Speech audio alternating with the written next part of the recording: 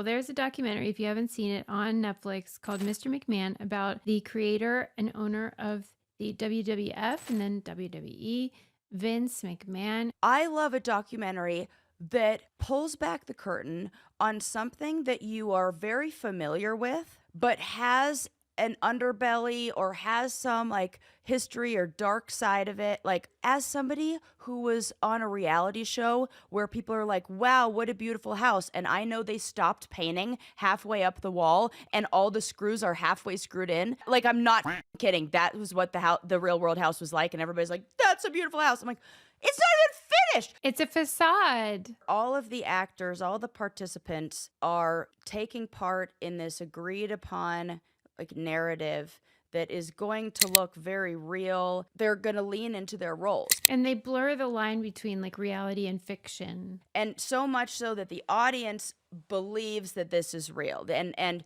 it's so well done that you can, as the audience, forget that it might be made up. And a real good live performance, it's like theater, like opera, something like that, where you're like in it. And I was thinking about the shift that we saw on the challenge.